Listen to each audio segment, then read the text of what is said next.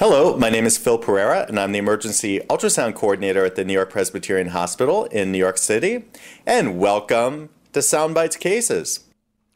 This module is Ectopic Pregnancy Part 2, where we'll go over the multiple ultrasound presentation of ectopic pregnancies. Ectopic pregnancy is one of those conditions that we'll not infrequently encounter in a busy EM practice. The most common presentation of an ectopic pregnancy will be an empty uterus with or without free fluid within the pelvic cul-de-sac or surrounding the uterus. We may be actually able to visualize the ectopic as a bagel sign, which constitutes a thickened fallopian tube. Other presentations of ectopics include a complex pelvic mass with a ring of fire on Doppler sonography, hemosalpinx or blood within the fallopian tube, or you may be actually able to visualize the live ectopic in the adnexa with a fetal pole and/or heartbeat. Here's a transvaginal long-axis ultrasound from a woman who presented with lower abdominal pain and a positive pregnancy test. Notice the uterus as shown in the long-axis view without an appreciable intrauterine pregnancy. And notice that it's surrounded by a large amount of free fluid, that dark or anechoic area surrounding the uterus both anteriorly to the left and posteriorly in the cul-de-sac to the right. That is the presence of fresh blood. Notice also the presence of blood clots anteriorly or to the left, that more echogenic area.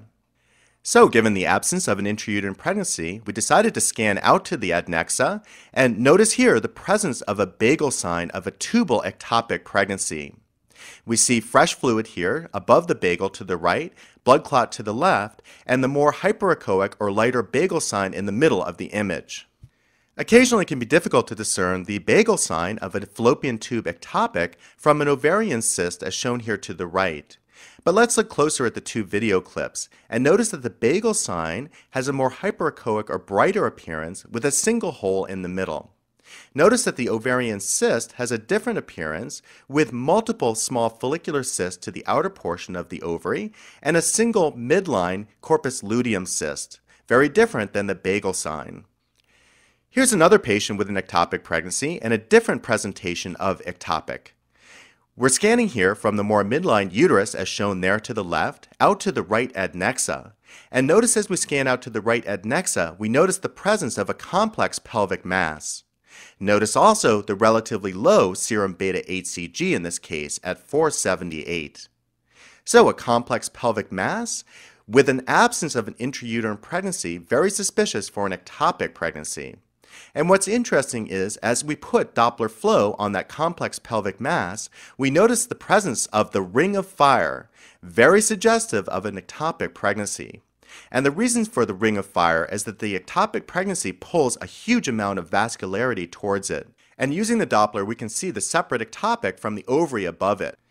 Here's another presentation of an ectopic pregnancy. Again, we're scanning at a short axis plane, and we see here the uterus to the left, and outside the uterus, a separate structure. We note here the presence of a thickened fallopian tube, and inside the thickened fallopian tube, we see here a fetal pole with a heartbeat, consistent with a live ampullary ectopic pregnancy. Unfortunately, in this case, the presence of a fetal pole with a heartbeat is a contraindication of methotrexate therapy, and this patient will need to undergo surgery. We mentioned earlier that there are variants of ectopic pregnancies that implant outside the fundal region of the uterus in an aberrant location.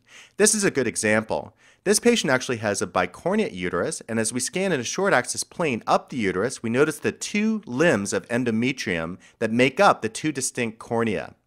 As we go up the left cornea, we notice here the presence of a corneal ectopic pregnancy. And we see that it's located off to the side, way out to the left cornea, with a very thin myometrial mantle. If we actually put the calipers down and measure the endomyometrial mantle, we find it's very thin at 3 millimeters, defining an abnormal pregnancy. A normal pregnancy should have a myometrial mantle greater than 8 millimeters. Now this is a bicornuate uterus, so this is a corneal pregnancy. In a normal uterus, this would be known as an interstitial pregnancy.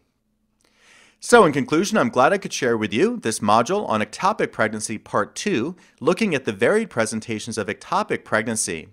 Hopefully now you better understand what we're searching for on bedside sonography when we're working up a patient with possible ectopic pregnancy.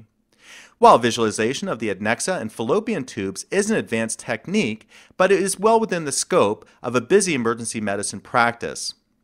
As a final caveat, ectopic pregnancies can be seen at beta-HCG levels ranging from very low, less than 100, to very high, above 20,000, and thus we cannot use a single beta-HCG level to rule out ectopic pregnancy. It's really better to look at trends in this hormone level over time. With an intrauterine pregnancy, the level should double in 48 hours, whereas in most ectopic pregnancies, it will not climb to the same degree. So, I hope that now you have a better understanding of how to work up the pregnant patient with a possible ectopic pregnancy.